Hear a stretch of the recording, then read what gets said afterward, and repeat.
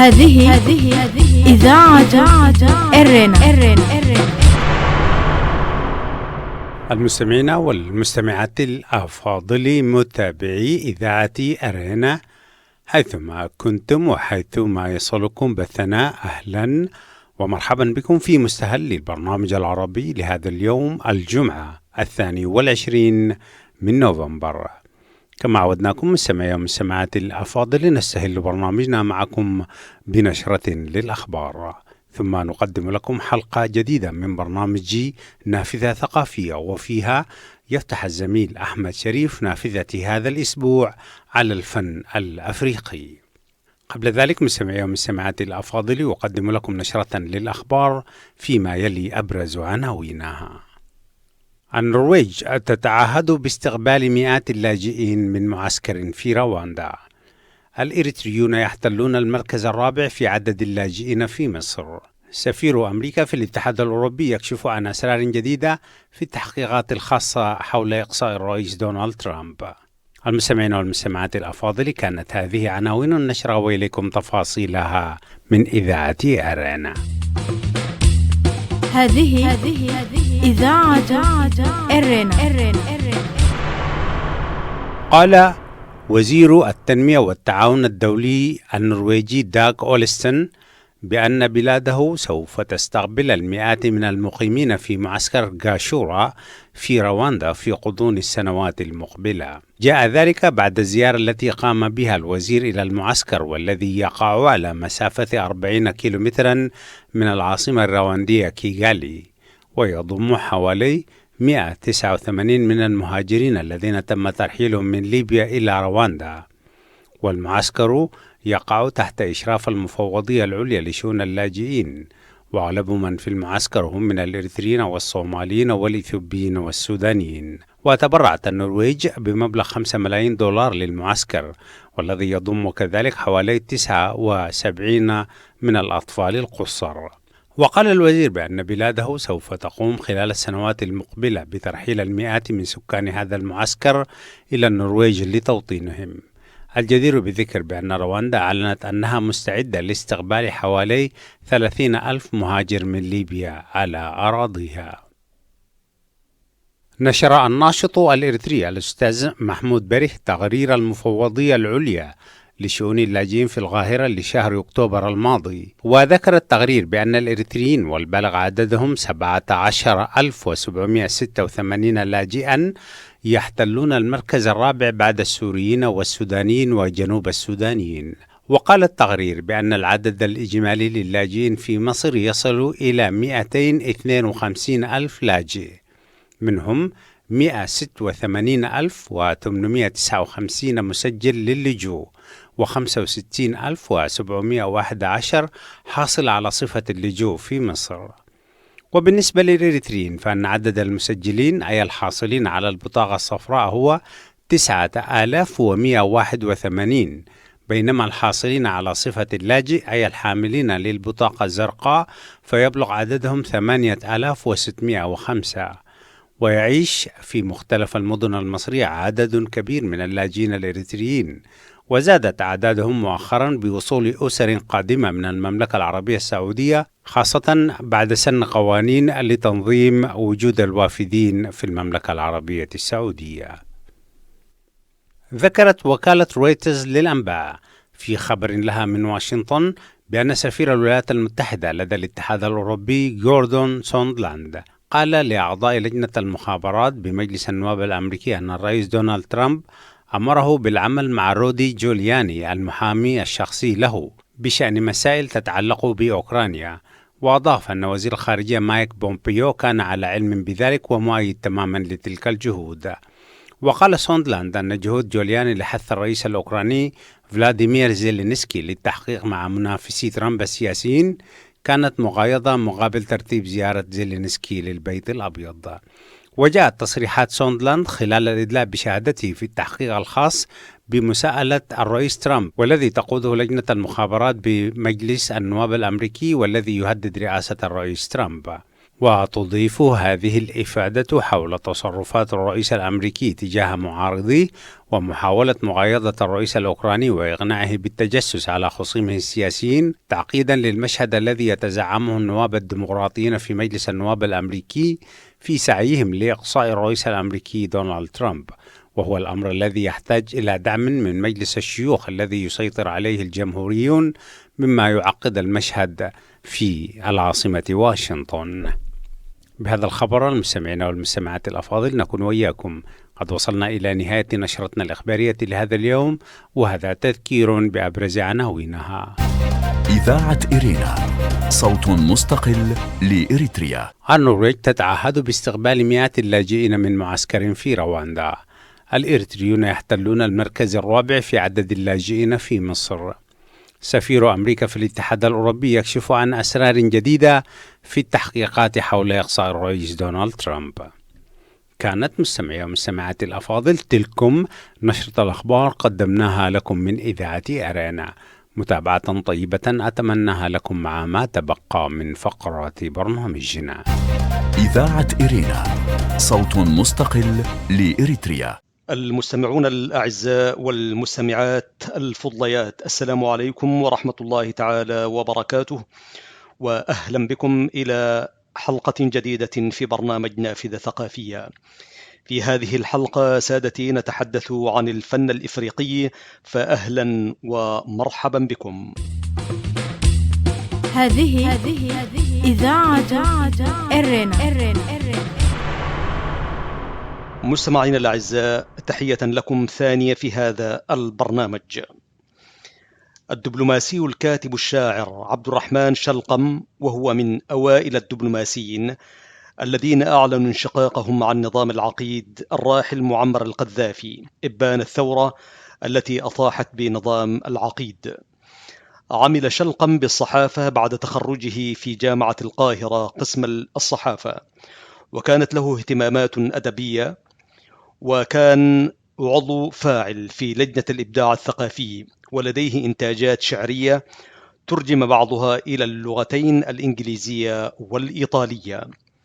في فترة سابقة أصدر شلقم دراسة تحت عنوان إفريقيا القادمة، وهي دراسة في الفن والأدب والتاريخ الإفريقي. في هذه الحلقة سادتي من النافذة الثقافية ارتئينا أن نقدم لكم جانبا من الدراسة وهو المتعلق بالفن الإفريقي، فأهلا ومرحبا بكم إلى هذا الجزء من هذا البرنامج. إذاعة إرينا، صوت مستقل لإريتريا. يقول الشاعر الدبلوماسي عبد الرحمن شلقم تحت عنوان الفن في إفريقيا: ما هي إفريقيا التي يبحثون فيها؟ وما هي إفريقيا التي يبحثون عنها؟ هذان السؤالان هما موضوع هذه المقالات السريعة التي تلقي أضواء على قضية هامة تعيشها إفريقيا، أضواء لا تطمح إلى أن تكون دراسة أكاديمية بقدر ما هي خلاصة ملاحظات متأنية لحالة حضارية تمر بها قارة فتية تريد أن تبني نفسها. سوف تتركز الصفحات القادمة حول إفريقيا التي يبحثون فيها ليجدوا إفريقيا التي يبحثون عنها، وسنلقي أيضا كما يقول بعض الأضواء على العلاقات العربية الإفريقية وجذورها الثقافية وأثر القناة الثقافية العربية في تشكيل القيم الثقافية الإفريقية منذ أن بدأ الإنسان الإفريقي يتحرك ليشكل كيانات أولية لها بعض صفات المجتمع. لإفريقيا الأولى أكثر من بداية، فالمؤرخون يختلفون حول تحديد التاريخ الذي يسجل مجريات الحياة في إفريقيا جنوب الصحراء، وبتعدد هذه البدايات تتعدد المناهج التي يأخذ بها المؤرخون.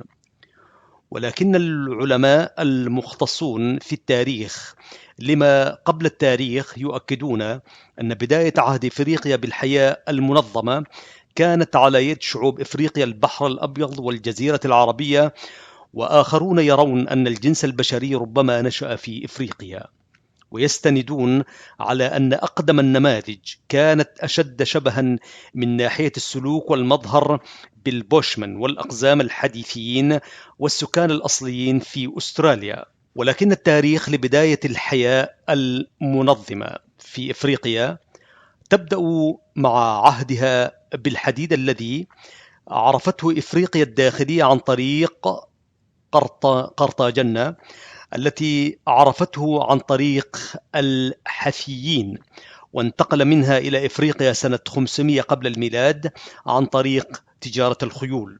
وفي تلك الغضون تمت تحركات بشرية أثرت مباشرة في إفريقيا، فقد تحرك بنو سبأ من اليمن عن طريق إثيوبيا إلى حدود مروي في القرون السابقة على مولد المسيح، وتوسع الكوشيون نسبة إلى كوش في إثيوبيا على أثر ذلك حتى وصلوا إلى موزمبيق.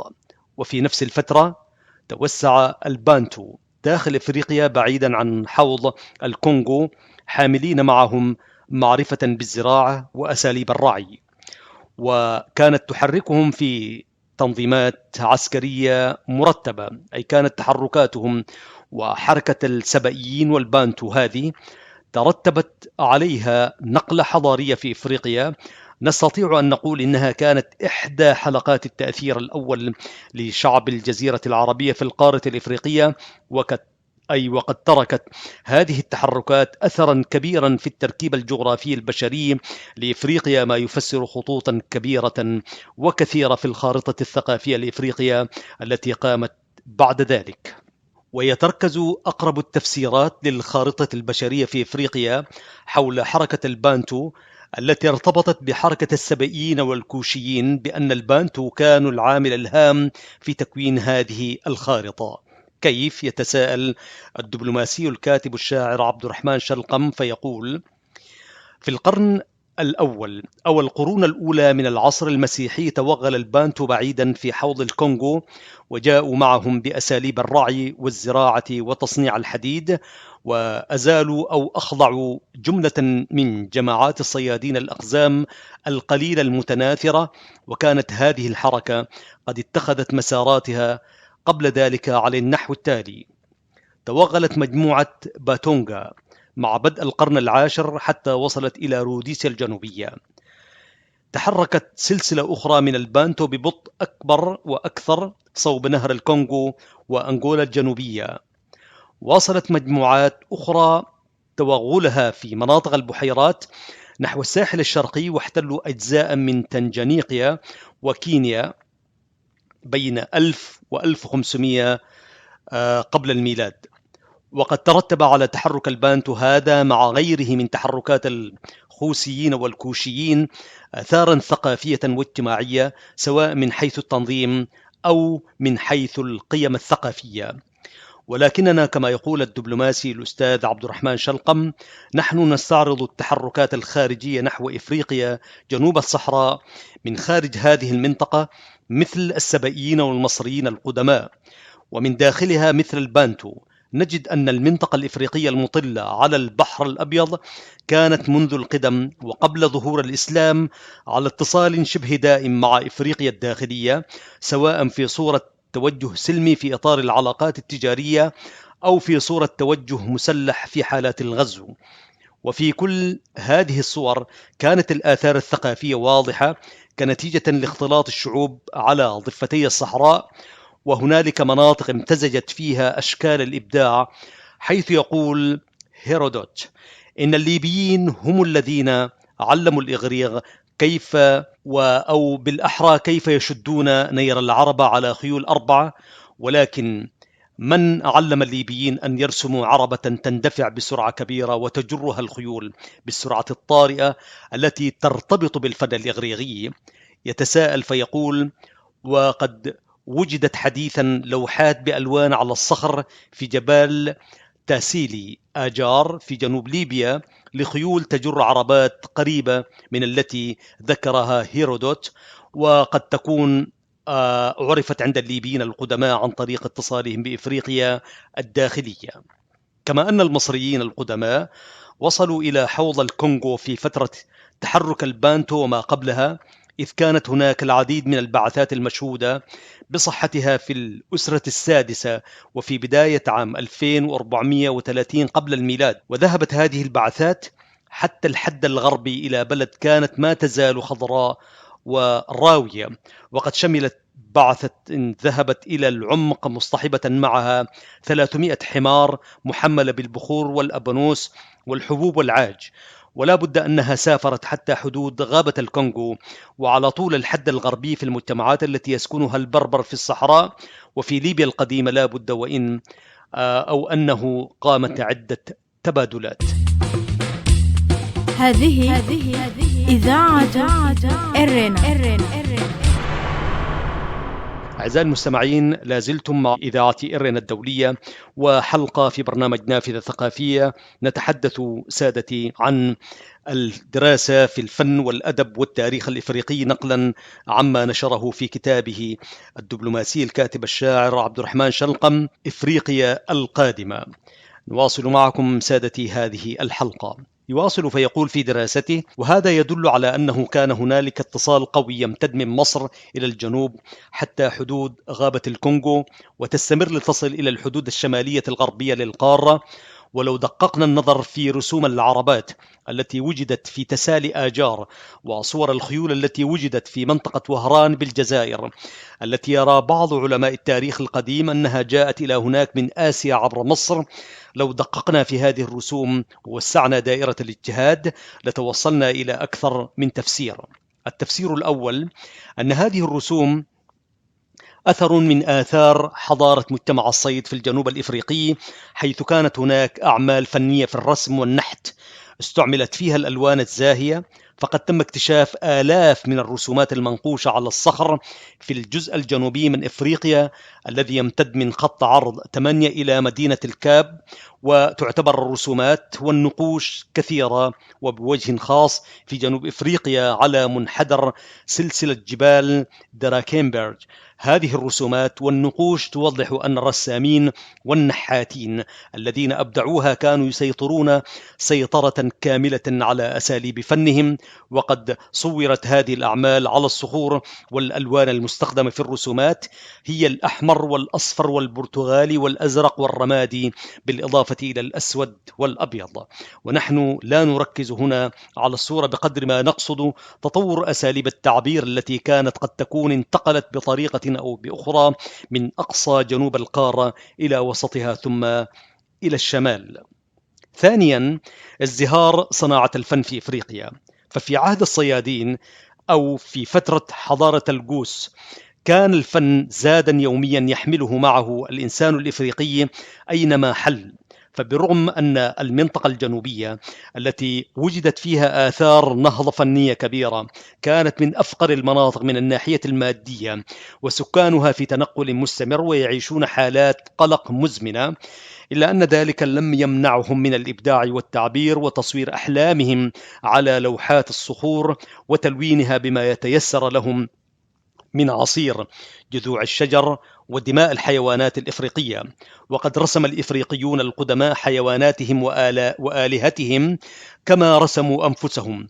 وإذا كان بعض الباحثين المجيدين عن إفريقيا يعتبرون الميل إلى الفن أحد سمات الإنسان الإفريقي، يؤكدون أن ذلك يعني قدرته الإبداعية ويبدون إعجابهم بذلك. فإن المتخصصين في الفنون الجميلة الحديثة يؤكدون أن القارة الإفريقية أو يؤكدون في إفريقيا القديمة أنها تعد مدرسة كبيرة للعديد من الاتجاهات الحديثة في الفن. فديموزون كلارك يقيم مرحلة من مراحل الفن الإفريقي وهي مرحلة فن العصر الحجري بقوله: من أحد الملامح الهامة لثقافة العصر الحجري المتأخرة كما ذكرنا هو الفن المصور، وعلى الأخص جنوب نهر زامبيزي. وقد وصل هذا الفن مستوى عاليا جدا من حيث المقدرة الفنية في المجال الطبيعي. ولقد زار بارو كهفا في باروزومويك، وهو جزء من سلسلة سترومبورغ، حيث أقام أحد رجال البوشمان الرسامين منذ وقت قريب جدا. وقد كان هذا الرسام البوشمان مشغولا في عمل رسم السلحفاة، وقد عثر على هذا النموذج على أرض الكهف. وزار بارو كهوفا أخرى كانت تحتوي على رسومات قام بها سكان هذه الكهوف وهم يرحلون على عجل. وفي عام 1869 حاول ستو أن يحظى بمقابلة مع أحد رسامي البوشمان الأواخر، وذلك في الجبال القريبة من تيلوف في منطقة نهر كي، ولكنه لم ينجح في هذه المحاولة. إذاعة إرينا، صوت مستقل لإريتريا. أعزائي المستمعين، لا زلتم مع إذاعتكم إذاعة إرينا الدولية، وحلقة في النافذة الثقافية. نتحدث عن الفن في إفريقيا نقلا عن دراسة أعدها الدبلوماسي الشاعر عبد الرحمن شلقم. يقول: والتضارب الذي نجده اليوم حول تقييم الفن الإفريقي يثبت في جميع الأحوال أهمية هذا الفن. فمن القائلين بأن أفريقيا هي الأم الشرعي والحقيقي لفن النحت وفن الرسم، إلى أولئك الذين يقولون إن الفن الإفريقي لا يمكن اعتباره فنا على الإطلاق، فهو ليس سوى خربشات بدائية، ولكنه التقييم الموضوعي للفن الإفريقي وأثره يتطلب سياقا غير هذا السياق المجدي أو غير الجدي المتطرف. كما يقول: في البدائية كلمة نسبية قد تعبر عن مرحلة. فمثلا في إيطاليا يعرف الفنانون الأول بأنهم بدائيون، ولا يقصد بذلك إصدار حكم تقييمي لمستوى أعمالهم، بل يقصد به تحديد مرحلة معينة سابقة على مدارس فنية أتت فيما بعد. ويطلق هذا الوصف كما يقول شلقم على ملامح محددة من الفن، مثل تلك الخطوط والألوان الفجة في تعبيراتها وتصويراتها، ولكن الأسلوب الصحيح للحكم على فن ما كما قال فرانك ويلت هو أن ندرس الفن بمعايير هذا الفن نفسه، ومن ثم فإنه يتعين علينا حتى لا نصدر أحكاما مسبقة أن نشير إليها وفقا للمناطق التابعة لها. وفهم فلسفة الفنون في إفريقيا وتطورها يعد أمرا هاما، لأن ذلك يمثل مصابيح تهدي إلى فهم الجذور في تركيب الدوافع الإفريقية. فإذا قلنا الآن في النصف الثاني من القرن العشرين لماذا الفن؟ لتكدست أمامنا عشرات إن لم تكن مئات الأجوبة على هذا السؤال. هكذا تعقدت الدوافع وتعددت، فغدت مثلها الإجابة على سؤال واحد. فإذا كان الفنان المصري القديم قد استهدف النفع من وراء فنه وليس الجمال، فأي شيء استهدفه الفنان الإفريقي القديم من وراء فنه؟ لقد حاول جوتنريغ سيمبر الإجابة على هذا السؤال بشكل عام في أوائل ستينيات القرن التاسع عشر. يقول سيمبر: حيث إن حاجة الإنسان الأولى كانت حماية نفسه والنار التي يوقدها، فقد كان يجدل الحصير في نمط أدى إلى تطوير أساليب النسج وإلى البحث المتعمد عن نمط. وفي وقت لاحق عندما بدأ في صنع الأواني الفخارية، كانت التصميمات الخاصة بصناعة السلاسل توضع على الأواني الفخارية، ومن الطبيعي أن الفروق في المادة المتوافرة كانت تؤدي إلى تعديلات في الأنماط. إذا أخذنا بهذا الرأي، فإن تفسير دوافع الفن هي دوافع الظروف المحيطة، أي أن الإنسان في اجتهاداته للتعامل مع الطبيعة ومحاولاته المستمرة حماية نفسه من حرها وبردها يطور أنماطه، وخلال عملية التطوير هذه يكتشف أو فنونه يصنعها بنفسه ويستكشفها. وهذا الاتجاه يقود مثل غيره من تفسيرات عدة إلى النظرية الواقعية في الفن. بالنسبة لإفريقيا، كما يقول الكاتب الدبلوماسي عبد الرحمن شلقم، يقول: بالنسبة لإفريقيا سنجد سمة أساسية لفنونها، سواء فن النحت أو التصوير أو الشعر أو الرواية. هذه السمة هي التأثير الجماعي في العمل الفني. فالفنان لا ينطلق من رؤية ذاته قدر ما يعبر عن همومه أو مشاعر جماعية، وأن المجموع يشاركونه في إبداعاته قدر ما يشتركون معه في مشاعره. وقد حظي الفن الإفريقي بدراسات واسعة في أواخر القرن الماضي وبداية هذا القرن، وكانت هذه الدراسات من زوايا عدة. 1. دراسة التراث الفني الإفريقي كمادة يستفاد منها في وضع نظرية تطور الفن.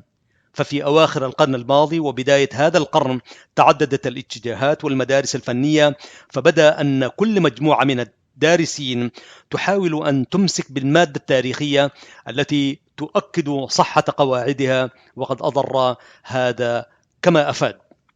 ثانيا، دراسة تأثير الفن الإفريقي على الفنانين والفن المعاصر. والحقيقة أن هذه الزاوية، أي تأثير الفن الإفريقي، كانت امتدادا للزاوية الأولى، فالفن الإفريقي لم يترك أثره المميز إلا في حوالي 1409 إلى 1405 ميلادية، وثم قطعة فنية ما زالت معروفة منذ تلك الأيام، وهي قناع قديم أهدي إلى موريس فيلامينك عام 1905. ويقول فيلامينك إن ديرين وقف مشدوها عندما رأى هذا القناع، واشتراه من فيلامينك، ثم عرضه بدوره على بيكاسو وماتيس اللذان تأثرا به بشدة، وبعد ذلك استعاروه أي ودفع به إلى مسبك ميلون للبرونز لصب هذا القناع بالبرونز، وكانت انطلاقة لفن القرن العشرين في الطريق إلى الظهور. وقد سجل كثير من الفنانين ردود فعلهم لدى مواجهتهم للفن الإفريقي لأول مرة. نورد هنا كما يقول شلقم هذا الاهتمام وهذا التأثير للفن الإفريقي على الفن الحديث، لأن ذلك ساهم كثيرا في كشف دوافع الفن عند الإفريقي. وتكاد الآراء والدراسات تجمع على أن دور الفنان لم يكن التعبير عن شخصيته الذاتية كما كان الأمر في أوروبا الحديثة، وإنما كان خدمة للمجتمع الذي يعيش فيه ومعه، بل إن الفنان الإفريقي مجهول الاسم، ولم يكن هناك من يعبأ بالسؤال عن أسماء الفنانين. أعزائي المستمعين، نكتفي بهذا القدر من كتاب إفريقيا القادمة، دراسة في الفن والأدب والتاريخ الإفريقي للدبلوماسي الليبي الشاعر الكاتب الأستاذ عبد الرحمن شلقم. شكرا له وشكرا لكم سادتي على حسن الإصغاء والمتابعة. نلتقيكم في الحلقة القادمة من هذا البرنامج. تحياتي لكم في التقديم أحمد شريف، وزملائي فتحي عثمان وبنيام سمؤون في الهندسة الإذاعية والإشراف العام. السلام عليكم ورحمة الله وبركاته. هذه إذاعة إرنا. المستمعين والمستمعات الأفاضل، بهذا القدر من برنامجكم الأسبوعي نافذة ثقافية نكون وإياكم قد وصلنا إلى نهاية فقرات برنامجنا. وفي الختام أقدم لكم موجزا لأهم ما ورد في صدر نشرتنا الإخبارية لهذا اليوم. إذاعة إرينا، صوت مستقل لإريتريا. النرويج تتعهد باستقبال 100 لاجئين من معسكر في رواندا.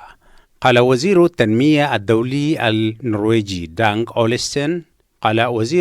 والتعاون الدولي النرويجي داغ أولستن بأن بلاده سوف تستقبل 100 من المقيمين في معسكر غاشورا في رواندا في غضون السنوات المقبلة. جاء ذلك بعد الزيارة التي قام بها الوزير إلى المعسكر، والذي يقع على مسافة 40 كيلو مترا من العاصمة الرواندية كيغالي، ويضم حوالي 189 من المهاجرين الذين تم ترحيلهم مؤخرا من ليبيا إلى رواندا. والمعسكر تحت إشراف المفوضية العليا لشؤون اللاجئين، وأغلب من في المعسكر هم من الإريتريين والصوماليين والإثيوبيين والسودانيين. الإريتريون يحتلون المركز الرابع في عدد اللاجئين في مصر. نشر الناشط الإريتري الأستاذ محمود بريه تقرير المفوضية العليا لشؤون اللاجئين في القاهرة لشهر أكتوبر الماضي، وذكر التقرير بأن الإريتريين والبالغ عددهم 17,786 لاجئا يحتلون المركز الرابع بعد السوريين والسودانيين وجنوب السودانيين. وقال التقرير بأن العدد الإجمالي للاجئين في مصر يصل إلى 252,000 لاجئ، منهم 186,859 مسجل للجوء و65,711 حاصل على صفة اللجوء في مصر. سفير الولايات المتحدة في الاتحاد الأوروبي يكشف عن أسرار جديدة بخصوص التحقيقات حول الرئيس ترامب. ذكرت وكالة رويترز للأنباء في خبر لها من واشنطن بأن سفير الولايات المتحدة لدى الاتحاد الأوروبي غوردن سونغلاند قال لأعضاء لجنة المخابرات بمجلس النواب الأمريكي أن الرئيس دونالد ترامب أمره بالعمل مع رودي جولياني المحامي الشخصي له بشأن مسائل تتعلق بأوكرانيا. وأضاف أن وزير الخارجية مايك بومبيو كان على علم بذلك ومؤيد تماما لتلك الجهود.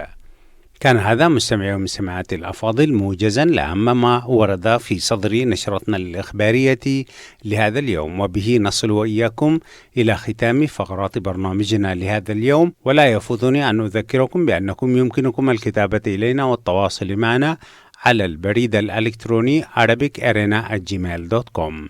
وحتى الملتقى بكم في حلقة جديدة من برنامج نافذة ثقافية والبرامج الأخرى لإذاعة أرينا. لكم من محدثكم فتحي عثمان، ومن زميلي أحمد الشريف، ومن زملائي في الإذاعة في الاستوديوهات الرئيسية للإذاعة في باريس، أطيب التحايا ودمتم في رعاية الله وحفظه. هذه إذاعة أرينا.